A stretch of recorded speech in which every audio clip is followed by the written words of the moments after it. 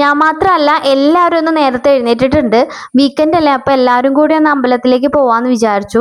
എഴുന്നേറ്റ് ശിവോതി വെക്കാനുള്ള പൂക്കളൊക്കെ പോയി പറിച്ചുകൊണ്ട് വന്ന് വിളക്ക് കത്തിച്ച് പ്രാർത്ഥിച്ചതിന് ശേഷമാണ് കേട്ടോ അമ്പലത്തിലേക്ക് പോയത്.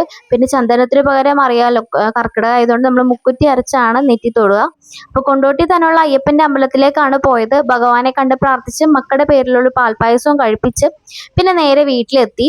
പാൽപ്പായസം കഴിപ്പിക്കുന്നത് മക്കളുടെ ആരോഗ്യ സൗഖ്യത്തിന് നല്ലതാണെന്ന് പറയാറുണ്ട് എല്ലാവരും. അങ്ങനെ വീട്ടിലെത്തി ഞങ്ങൾ പാൽപ്പായസം എല്ലാവരും കുടിച്ചതിന് ശേഷമാണ് ബ്രേക്ക്ഫാസ്റ്റ് ഉണ്ടാക്കിയത്. പുറത്തുനിന്നൊന്നും കഴിച്ചില്ല. ഇന്നലെ തന്നെ ഇഡലിക്ക് മാവരച്ച് വെച്ചതുകൊണ്ട് ബ്രേക്ക്ഫാസ്റ്റ് എളുപ്പമായി.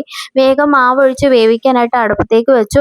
കൂടെ വെള്ളച്ചമ്മന്തിയാണ് കേട്ടോ ഉണ്ടാക്കിയത്. സാമ്പാറൊന്നും ഉണ്ടാക്കണ്ടെന്ന് വിചാരിച്ചു. കഴിഞ്ഞ ദിവസമൊക്കെ സാമ്പാർ തന്നെയായിരുന്നു. എല്ലാവർക്കും ഇഡലിയും ദോശയുടെ കൂടെയൊക്കെ ചമ്മന്തിയാണ് ഏറ്റവും ഇഷ്ടം, ഇങ്ങനെ കടലയൊക്കെ ഇട്ടിട്ടുള്ള ചമ്മന്തി. അങ്ങനെ പിള്ളേർ രണ്ടുപേരും പുറത്തു പോയി കളിക്കാനായിട്ട് പോയി. വിളിച്ചിട്ടൊന്നും വന്നില്ല. ഇഡലി ഞാൻ ശ്യാമ ഒറ്റയ്ക്കിരുന്ന് കഴിക്കേണ്ടി വന്നു. ഇനി ഇത് കഴിഞ്ഞിട്ട് വേണം ഞങ്ങൾ ഉച്ചത്തേക്കുള്ളത് ലഞ്ച് ഉണ്ടാക്കാനായിട്ട്. അത് കഴിഞ്ഞ് നമുക്ക് നേരെ ഡാൻസ് ക്ലാസ്സിലും പോകാനുണ്ട്. അപ്പോൾ എന്തായാലും വേഗം ഇനി ഉച്ചത്തേക്കുള്ളത് റെഡി ആക്കട്ടെ. അപ്പോൾ ഇന്നത്തെ വീഡിയോ അത്രയുള്ളൂ. Tata bye bye, see U.